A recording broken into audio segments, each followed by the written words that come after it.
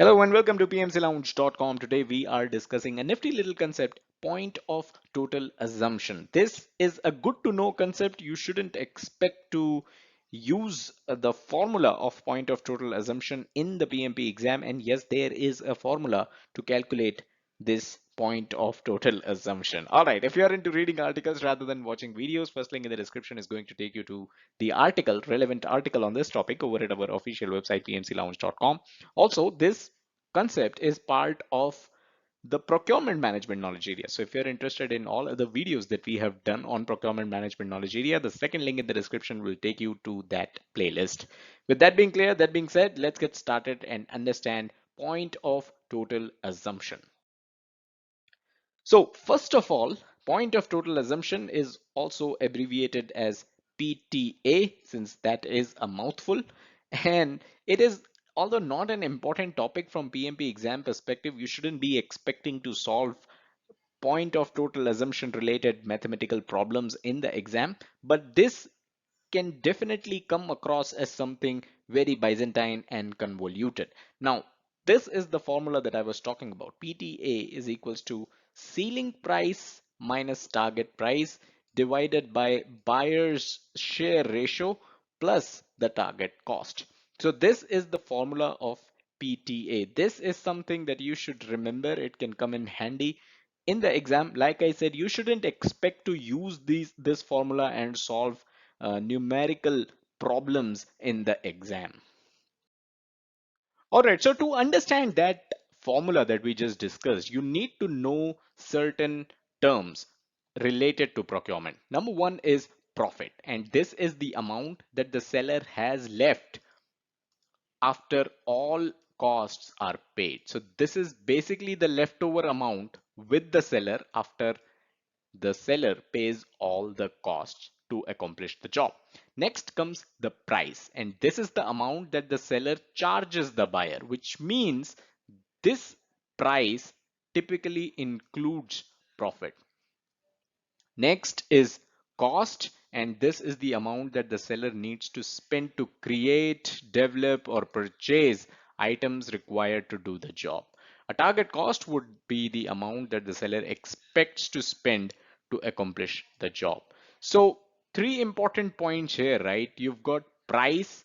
Price will ideally include the cost that the seller expects to incur and the profit that the seller expects to earn.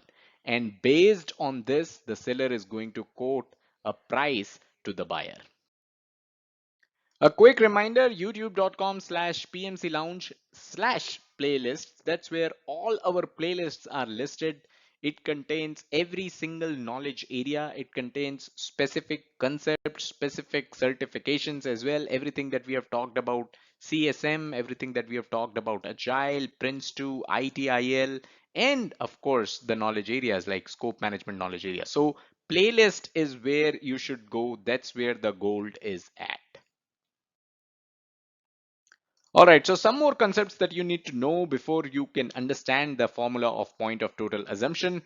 Target price. This is the amount that the buyer expects to pay the seller. So this is from buyer's point of view. This is what the buyer expects to incur as part of the job. And then there's ceiling price, which is some buffer that the buyer may have. This is the highest amount that the buyer will pay the seller in case there are cost overruns. So this is what the buyer budgets for, and this is the extra amount that the buyer keeps in hand just in case it is required if there are any cost overruns.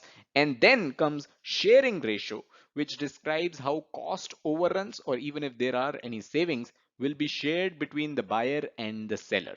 So let's say there's a sharing ratio of 60-40. It means that if there is a cost overrun, 60% will be paid by the buyer and seller is going to pay 40%. But at the same time, if there are any savings, then the buyer gets to take 60% of the savings to the bank while the seller gets to take 40% of the savings to the bank. So that's how sharing ratio works. Now let's look at the formula of PTA again.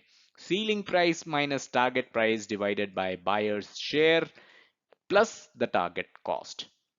You all know what ceiling price is. We just discussed. You all know what target price is. That's also something we just discussed. We also talk about the sharing ratio. So this is divided by only the buyer's share, and then you need to add the target cost. So this is the formula of PTA. Like I said, you should not expect to solve numerical problems in the exam using this formula, but this is a good formula to remember. You never know, you may get a straightforward question that asks you the formula of PTA. So a couple of quick pointers before we end the video. PTA applies only to fixed price incentive fee contracts, so it does not universally apply to every single contract out there under the sun, only to fixed price incentive fee contracts. Secondly, what it is basically doing is giving you an amount, and above this amount, if there is a cost overrun, the seller has to bear all the loss. That's the number, that's the amount that PTA helps you arrive at. And if I haven't said it enough in the video already, you should not expect a question that requires you to use this formula in the PMP exam, but this is something handy that you should remember. And here's the question for this video. Unless stated otherwise, should you consider yourself a buyer or a seller in the PMP exam questions? Let me know in the comments. Definitely looking forward to your answers on this. I know this is a bit tricky.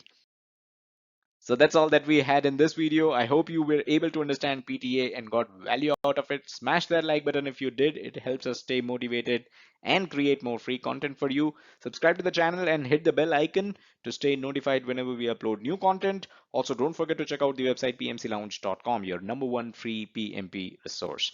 Thank you.